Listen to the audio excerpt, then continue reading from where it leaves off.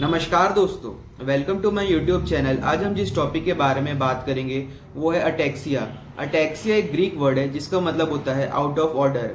तो हम जानेंगे इसका साइन एंड सिम्टम्स क्या होता है, अटैक्सिया का कॉज क्या होता है और इसको होम्योपैथिक मैनेजमेंट से कैसे हम क्योर कर सकें, उसके बारे में भी हम बात करेंगे। अटैक्सिया एक तरीके से loss of coordination between muscles होता है।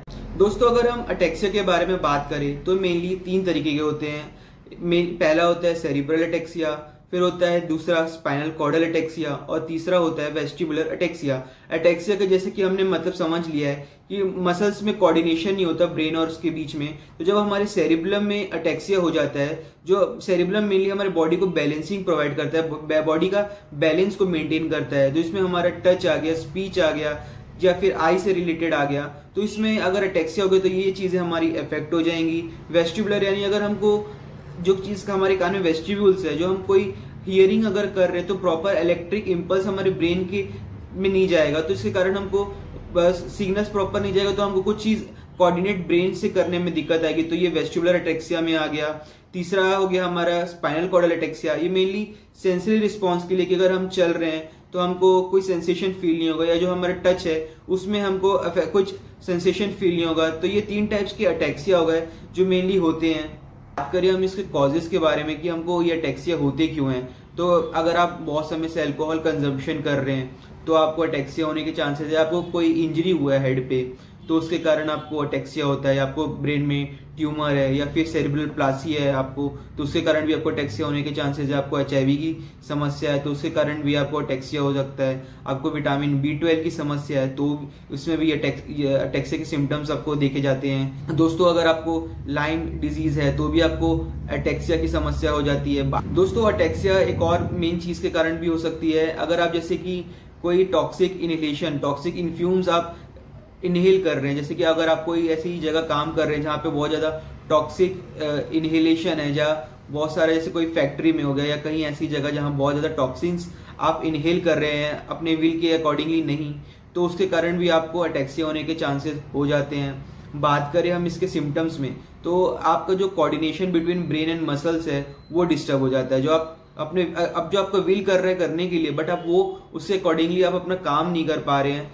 तो दोस्तों, इसमें दूसरा सिम्टम्स है आपको स्पीकिंग करना या आपको कोई चीज स्वॉलिंग करना में आपको दिक्कत आ जाएगी। आपको चक्कर बना रहेगा, आपको लगातार चक्कर आता रहेगा। आपका इस जरा सा भी चल रहे हैं तो आपकी चाल थोड़ी डिफरेंट हो जाएगी, आप लड़खड़ाएंगे, आपको चक्कर आएगा, आपको ड्राउजीनेस डिजीनेस भी थोड़ा फील होगा। तो ये सब हो गए अटैक्सिया के सिम्टम्स। अब बात करें इसको क्योर करने के लिए होम्योपैथिक मेडिसिन या होम्योपैथिक मैनेजमेंट के बारे में, तो सबसे पहले उसमें अच्छी होम्योपैथिक मेडिसिन आती है एकोनाइट और बेलाडोना। ये एक्यूट केसेस में जो बहुत अच्छी होम्योपैथिक मेडिसिन है, ये जो मसल का इनकोऑर्डिनेशन हो रहा है तो ये चीज को ठीक करने के लिए एकोनाइट और बेलाडोना बहुत अच्छी होम्योपैथिक मेडिसिन है, आप इसको ट्राई कर सकते हैं। दोस्तों, इसमें अगली होम्योपैथिक मेडिसिन है अगेरिकस मस्कैरिकस। ये भी आपको जो मसल्स में इनकोऑर्डिनेशन आ रहा है, जो आपका हाथ, आपके शरीर में ट्रेमर्स आ रहा है, या आपको हाथों में कंपन है, आपके पैरों में, आपके हाथों में, या पूरे शरीर में भी, या फिर आपको स्पाज्म आ रहा है, मसल्स में मरोड़ है, तो उसके लिए अगेरिकस मस्कैरिकस बहुत अच्छी होम्योपैथिक मेडिसिन है। दोस्तों, इसमें अगली होम्योपैथिक मेडिसिन है argentum night. Argentum night mainly इन चीजों में काम आता है अटैक्सिया के। अगर जिसको फियर ऑफ फॉलोइंग है, जंपिंग है, या आंख बंद करता है तो उसको ऐसा लगता है कि अब वो गिर जाएगा, तो ये अर्जेंटम नाइट ये सब केसेस में बहुत काम आता है। इसका मेन सिम्टम्स ऐसा रहता है कि वो इंसान लड़खड़ा रहा है, बट जब कोई इंसान उसको देख लिया है तो वो प्रॉपर चलेगा, बट जैसे ही वो इंसान अपना नजर हटा लेता है तो फिर से वो लड़खड़ा के चलना चालू कर जाता है। तो ये अर्जेंटम नाइट का सिम्टम्स है। फियर ऑफ डार्कनेस होता है, आंख बंद करेगा तो उसको चलने में दिक्कत होगी, एकदम घबराया रहेगा, लड़खड़ाने वाली उसकी चाल रहेगी। तो ये अर्जेंटम नाइट के सिम्टम्स हो गए।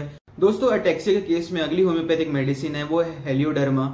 इस केसेस में पेशेंट अपना जो रहता है हाई लेग फुटिंग करता है, यानी अपना पैर ज्यादा उठा के वो चलता है। ऐसा चलता है कि जैसे कि वो स्पॉन्ज में चल रहा है, तो वो हाई लेग फुटिंग अपना पैर ज्यादा उठाएगा, फिर सेकंड फीट भी अपना बहुत ज्यादा ऊपर उठा के चलेगा।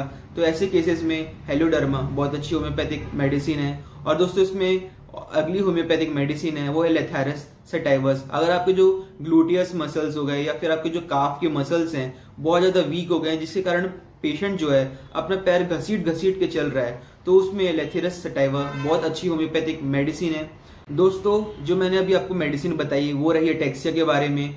इसका जो पोटेंसी है, अगर आप शुरुआती स्टेज में ले रहे हैं तो आप लोअर पोटेंसी से आप चालू कर सकते हैं, बट मेनली अगर आप कोई भी मेडिसिन इनसे ले रहे हैं जो आपको सिम्टम मैच कर रहा है, उसको लेने से पहले आप अपने नियरेस्ट फिजिशियन से एक बार कंसल्ट कर लीजिए, क्योंकि जो आपके प्यूकुलर सिम्टम्स है वो आपके एज, आपका जो कोई डिजीज आपसे फर्दर सफर कर रहे हैं या उसका जो बैक हिस्ट्री क्या है, तो वो आपका नियरेस्ट फिजिशियन उससे अकॉर्डिंगली आपको सिमिलर सिम्टम्स के हिसाब से बेस्ट सुटेबल मेडिसिन दे सकते हैं। क्योंकि अटैक्सिया के लिए बहुत सारे और भी अदर मेडिसिन है जो आपके प्यूकुलर सिम्टम्स के अकॉर्डिंग दिया जा सकता है। ये अटैक्सिया एक तरीके का प्रोग्रेसिव डिजीज है, तो ये धीरे धीरे बढ़ता ही जाएगा।